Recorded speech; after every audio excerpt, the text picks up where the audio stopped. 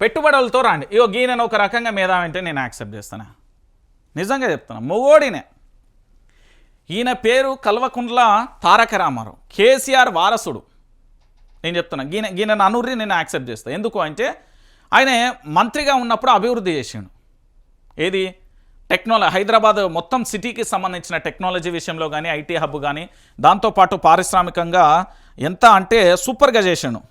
మరి ఆయనను పట్టుకొని మేధావంటే నేను ఇంకెట్లా అంటే అధికారంలో ఉన్నప్పుడు కాకుండా అధికారాన్ని కోల్పోయిన తర్వాత పూర్తి స్థాయిలో విపక్షంలో ఉండి ఇప్పటికీ కూడా తెలంగాణ రాష్ట్ర అభివృద్ధి కోసం, తెలంగాణ ప్రాంత ప్రజల కోసం ఇతర దేశాల గడ్డ మీదకి వెళ్ళి మా రాష్ట్రంలో మీరు పూర్తి స్థాయిలో పెట్టుబడులు పెట్టండి, మీకు మేమున్నాం భరోసా, తెలంగాణ ప్రాంత ప్రజలు ఉన్నారు అని చెప్తున్నారు కదా.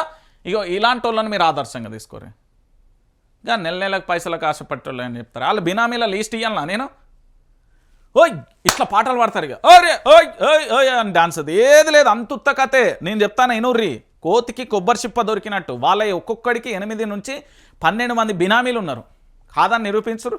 వాళ్ళ బిడ్డల మీద, వాళ్ళ కొడుకులు ఉంటే కొడుకులు, వాళ్ళ భార్య మీద ప్రమాణం చేయరు. తడి బట్టతోని ప్రమాణం చేయమని చెప్పరు. నేను అప్పుడు నమ్ముతాను. దొంగలాళ్ళు చేసినా చేస్తారు, మీ రాజకీయ స్వార్థాల కోసం చేసినా చేస్తారు. వద్రనైనా పాపం వాళ్ళకేం పాపం, వాళ్ళ పాపాలు మీకెందుకు, వాళ్ళకెందుకు పాపం. పెట్టుబడులతో రండి, బీఆర్ఎస్తో ఐటీకే హైదరాబాద్ ల్యాండ్ మార్క్. కేసీఆర్ వినూత్న పాలసీతో విశేష గుర్తింపు, కృత్రిమ మీద ఏఐతో భవిష్యత్తు తరాలకు లాభమే. మళ్ళీ అధికారంలోకి రాగానే ఐటీ అభివృద్ధికి కృషి. డల్లాస్లో ఐటీ కంపెనీల ప్రతినిధుల సమావేశంలో BRS party working president KTR, భారతదేశంలో పెట్టుబడులు పెట్టి మాతృభూమి రుణం తీర్చుకోండి, దేశంలోని యువత మీలాంటి వాళ్ళ కోసం ఎదురు చూస్తున్నది. గత బీఆర్ఎస్ ప్రభుత్వం తెచ్చిన ఐటీ అనుబంధ పాలసీలతో 9 ఏళ్లలోనే ఐటీకే హైదరాబాద్ ల్యాండ్ మార్క్లా మారిపోయింది. శబాష్, గిది కదా నేను కోరుకునేది. ఈ తెలంగాణ రాష్ట్రానికి సంబంధించి ఐటీ పురపాలక మంత్రిగా పనిచేసి మాజీ మంత్రిగా ఉండి ప్రస్తుతం ఎమ్మెల్యేగా ప్రాతినిధ్యం వహిస్తూ బీఆర్ఎస్ పార్టీకి సంబంధించి వర్కింగ్ ప్రెసిడెంట్గా ఉండి విదేశాల గడ్డ మీదకి వెళ్ళి అధికారంలో లేకపోయినప్పటికీ, విదేశాల విపక్షంలో ఉన్నప్పటికీ, ప్రభుత్వం వేధిస్తున్నప్పటికీ, అక్రమైన కేసులు పెడుతున్నప్పటికీ, ఫార్ములా రేస్ కేసుతో వేధించినప్పటికీ కూడా నా తెలంగాణ రాష్ట్ర అభివృద్ధి కోసమే నేను పనిచేస్తా, నా తెలంగాణ రాష్ట్రం అభివృద్ధి అయితే చాలనుకుంటున్నా. గీనే కదా హీరో. కావాలంటారు ఏంటండి మీరు? ఆలోచించండి. తెలంగాణ ప్రాంత ప్రజల కోసం పనిచేసేటోళ్ళు మొగోళ్ళు, మగాయన. నేను చెప్తున్నా, ఆంధ్ర పెత్తందారి వ్యవస్థ కోసం, పైసల కోసం పనిచేయాలని నేను చెప్తున్నా కదా. ఇదే ప్రభుత్వం రంజిత్ గారిని బాంచనని ఎన్నిసార్లు బతిలాడింది అడుగు. సీసీ కెమెరా రికార్డులు అన్నీ ఉన్నాయి. రైట్, ఇక మరో అంశం. రైతుల భూమిలో గోశాల, దశాబ్దాల సాగులో ఉన్న రైతుల గగ్గోలు. ఎనకపల్లిలో ఏర్పాటుకు సర్కార్ నిర్ణయం. 99.14 ఎకరాల భూమికి స్వాధీనం.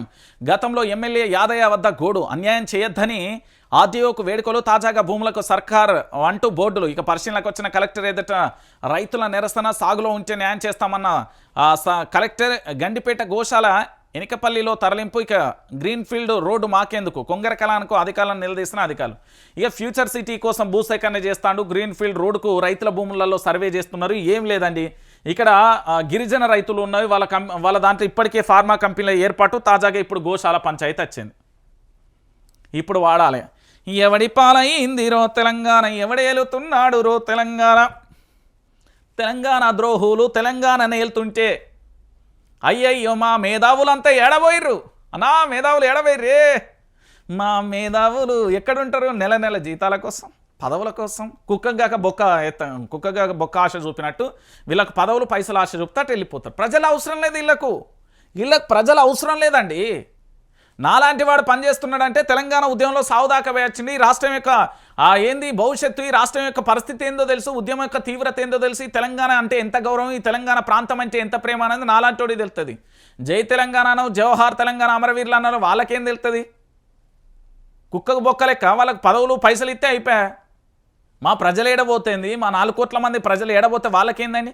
మంచిగా లగ్జరీ ఏంది అదేంది, ఏం కారు అవి, దాని పేరే డస్టరా? ఇప్పుడు వాడేది కార్లు, ఎమ్మెల్యేలు ఎంపీలు పెద్ద పెద్ద కార్లు వాడతారు, ల్యాండ్ క్రూజర్లు. దాంట్లో పోవాలి, ఇనోవాలల్లో పోవాలి, క్రిస్టాలల్లో పోవాలి, ఇంకేదో కార్లు ఉంటాయి. ఆ కార్లలో తిరగాలి, లగ్జరీగా 2 గన్మెన్లను పెట్టుకోవాలి. మా తెలంగాణ ప్రాంత ప్రజలు ఏడిపోతాం మనకేందే? ఇక చూడుర్రి, ప్రజల సమస్యలు మనకు అద్దన్నా, ప్రజా సమస్యలు మనకెందుకు? అందుకే నేను చెప్తున్నా, వైఆర్టీవీని ప్రతి ఒక్కరూ సబ్స్క్రైబ్ చేసుకోండి. తెలంగాణ రాష్ట్ర వ్యాప్తంగా జరిగే ప్రతి అంశానికి కూడా మీకు చెప్తా. దాంతోపాటు ఇంకొక ముచ్చట ఏంటంటే, తెలంగాణ ప్రాంత ప్రజలందరూ కూడా ఆలోచించాలి.